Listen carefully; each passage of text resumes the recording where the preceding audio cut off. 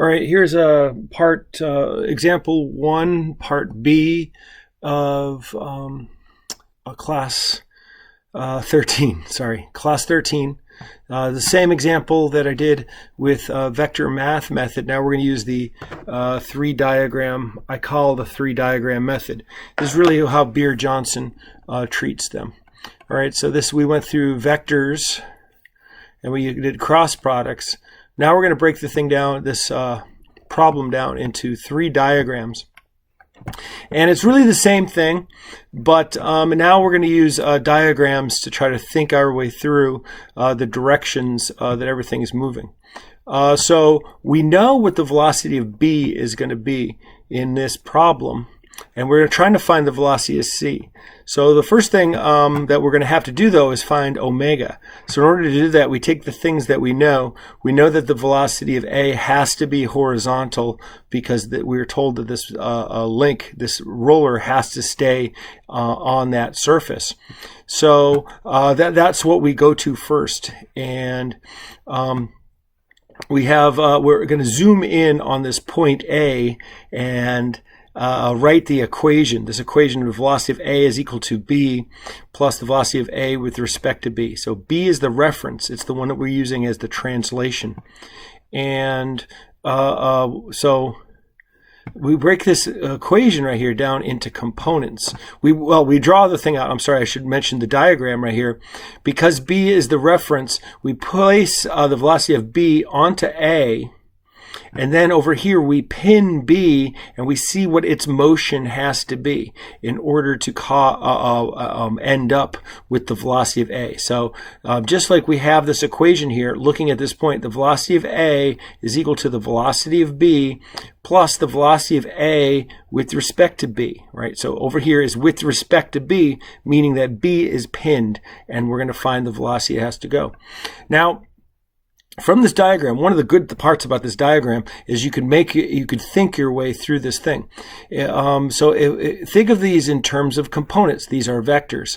What is happening in the y direction right here? There's nothing. It's 0. What's happening in the y direction here? We have a negative value. How can we get a 0 over here if we have a negative value here? We must have a positive value over here.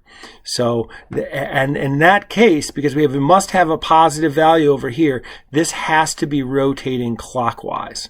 That's the essence and one of the good parts of this diagram, of using this diagram method, is makes us think about how this motion can be achieved. And so in the y direction, that's exactly what I write. I just look at the diagram and I write out what is happening in the y direction.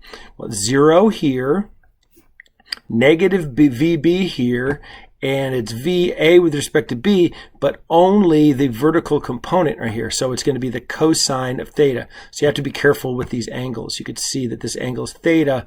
You could see that that angle is theta there. And then we know the velocity of A with respect to B is going to be equal to that omega times that distance, that RA with respect to B, or in this case, it's just going to be that length LAB. So plug in those numbers in there, we're able to find that it's 0.4138. And going back here, notice that we had, we assumed right here it was clockwise. That's what that negative was, and we got a positive answer. So we got the same answer right here in a different way using the diagrams.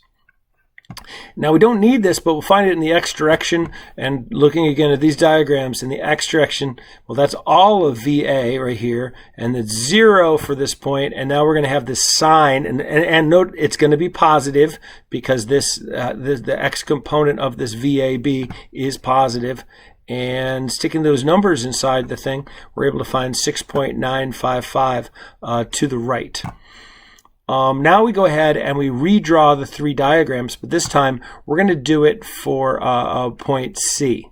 right? We could actually, if we wanted to, like double down and add on these other part of this for point C onto the same diagram, but I think it got a little bit messy. So I went ahead and drew them again. I mean, honestly, in this problem, it's not that big of a deal, but in other problems, if you try to reuse the same diagram for a separate point on the linkage, it could get ugly. So what I've written here, we want the velocity, and by the way, that's supposed to be a C right there. It's supposed to be velocity of C with respect to B, and I've got to fix these guys in the diagrams.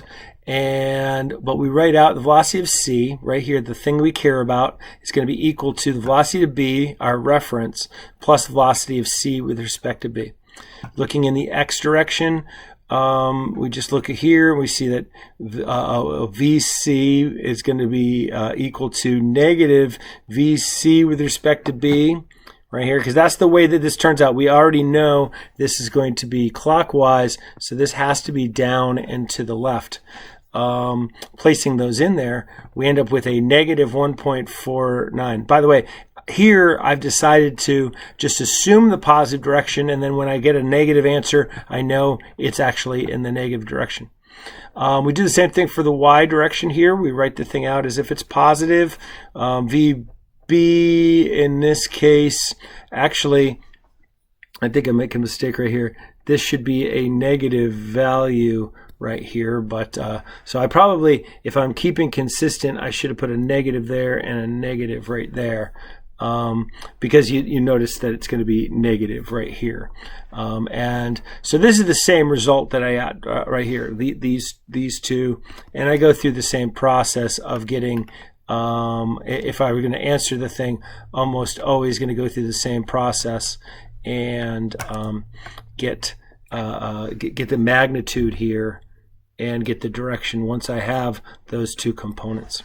So that's the end of example 1B here, and we'll make another video.